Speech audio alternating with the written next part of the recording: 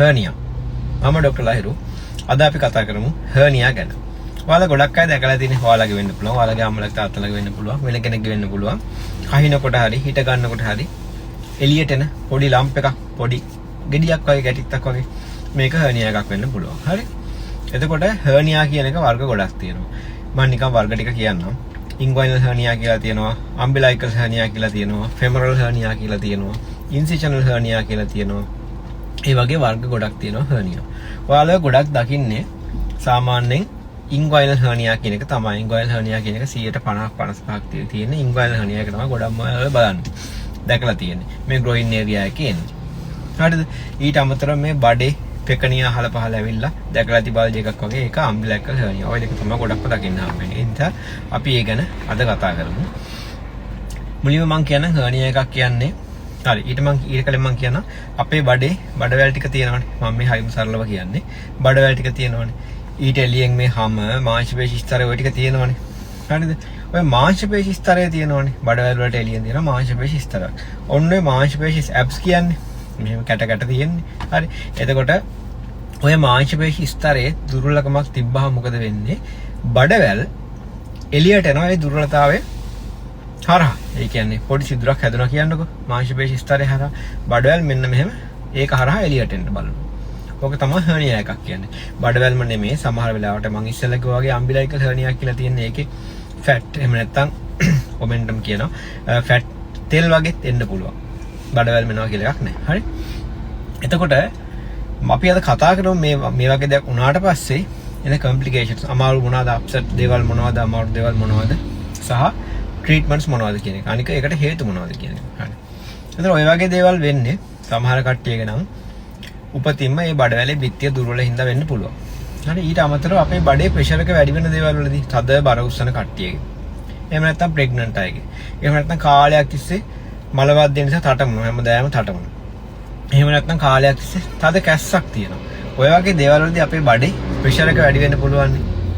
ඇබ්ඩොමිනල් pressure එක කියන එක වැඩි වෙන්න පුළුවන්. එතකොට ඕක hernia වලට ප්‍රධාන හේතුවක්. එතකොට මම එන්න පුළුවන් හේතු කිව්වා. ඔයාගෙන් හිතාගත්ත හැකි එන්න පුළුවන් කට්ටිය මොනවද කියන එක. එන්න පුළුවන් මොන වගේ යටද කියන එක හිතා ගන්න පුළුවන්. හරි. එතකොට hernia එකක් සාමාන්‍යයෙන් කැක්කුමක් නැහැනේ. කැක්කුමක් නැහැ නිකම්ම අපි දකිනවා ගෙඩියක් එළියට යනවා. ඒක ඉවෙන් බහැලා යනවා. එච්චරයි. කැක්කුම ආවත් නැතත් hernia එකක් ආවොත් සර්ජන් කෙනෙක් ගාවට යන්න ඕනේ. ඒක වෙනම කතාවක්. හැබැයි කැක්කුම ආවොත් ඒක ඊට වඩා පොඩ්ඩක් අපි සීරියස් ගන්නත් ඕනේ. මොකද මං කිව්වනේ hernia එකක් කියන්නේ මෙන්න මෙහෙම abdominal wall එකේ muscle wall එක. බිත්තිය තියෙනවනේ මාංශපේශි ස්තරය තියෙනවනේ. එන්නේ මාංශපේශි ස්තරයෙන් මෙන්න මෙහෙම බබල්. හරිද? බඩවැල් එළියට එන්න පුළුවන් කියලා. මාංශපේශි කියන එක හරි හයි අයනේ. ඒක ඇකිලෙන්න හදලා තියෙන්නේ. අනිත් එක එතකොට ඔය එළියට ආපු බවල් එක එහෙම නැත්නම් බඩවැල් ටික මෙහෙම තද වෙන්න පුළුවන්.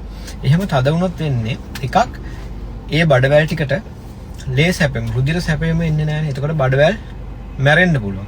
බඩවැල මැරුණාම බඩවැල පර්ෆොරේට් වෙන්න පුළුවන්. ඒ කියන්නේ ඒක හිල් වෙන්න පුළුවන්. ඒක හරි භයානකයි. ඒක මාරාන්තිකයි.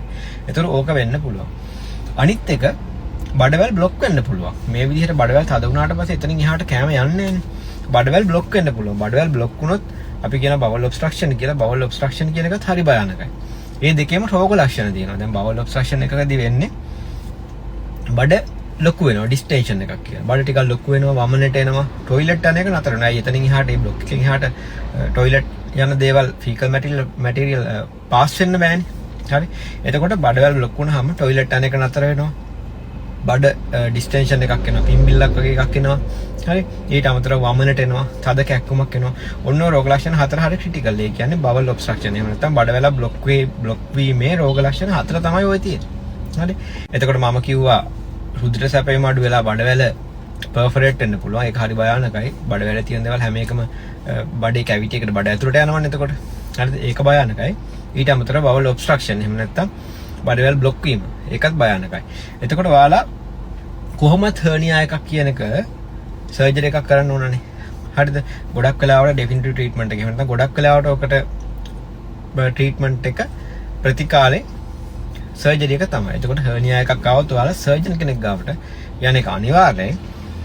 ඊට අමතරව ඔය මං කිව්ව රෝග ලක්ෂණ આવොත් ඒ කියන්නේ බඩ ඩිස්ටෙන්ඩ් වෙලා වමනට එනවා මේ වමනට එනවා වමන යනවා ටොයිලට් යන එක නතර වෙනවා ඒ වගේ රෝග ලක්ෂණ આવත් එහෙම නැත්නම් තද කැක්කුමක් આવත් නිකන් ඉදිත් රිදෙනවා අල්ලද්දිත් රිදෙනවා එහෙම නැත්නම් එතන රතු වෙලා රතු ගතියක් තියෙනවනම් ඔය වගේ දේවල් තියෙනවනම් ටක් ගාලා සර්ජන් කෙනෙක් ගාවට යන්න ඕනේ මේකට අපි කියන ඉමර්ජන්සි එකක් කියලා හරිද ඒ කියන්නේ ඉමර්ජන්සි එකක් කියන්නේ ටක් ගාලා සර්ජන් කෙනෙක් ගාවට යන්න ඕනේ හේතුව ටක් ගාලා සර්ජරි කරන්න ඕනේ එහෙම නැත්නම් ඔයාලා මැරෙන්නත් පුළුවන් එතකොට බවල් ඔබ්ස්ට්‍රක්ෂන් කියන රෝග ලක්ෂණ බවල් ඔබ්ස්ට්‍රක්ෂන් එකේ රෝග ලක්ෂණ ඇවිල්ලා තියෙනවා නම් ඔයාලා ඒක ඉමර්ජන්සි එකක් අනිවාර්යෙන් සර්ජන් කෙනෙක් ගාවට ගිහලා ඉක්මනට ට්‍රීට්මන්ට්ස් ගන්න ඕනේ නැත්නම් ඔයාලගේ ජීවිතේ වුණත් අන්තරට වැටෙන්න පුළුවන් එතකොට ඉන්ග්වයිනල් හර්නියා ගැන ඔය ටික තමයි ඊට අමතරව අම්බිලයිකල් හර්නියා පෙකණිය හරියෙන් එන හර්නියා එක ඒ සහ ඊළඟට ඔයාලා කියවලා බලන්න පොඩ්ඩක් ඉන්සිෂනල් හර්නියා ඉන්සිෂනල් හර්නියා කියන්නේ අපි කලින් සර්ජරි එකක් කරපු ඔපරේෂන් එකක් කරපු කපපු තැනකින් ඒ වීක්නස් එකකින් එළියට එන්න පුළුවන් බවල් අර කිව්වා වගේ. එතකොට ඒක තමයි ඉන්සිෂනල් හර්නියා කියන්නේ. මම කැප්ෂන් එකේ මේ සේරම දාන්නම්. ඔයාලා පොඩ්ඩක් නිකන් කියවලා බලන්න. මේක හරි වැදගත් මාතෘකාවක් නිසා. හරි, thank you very much.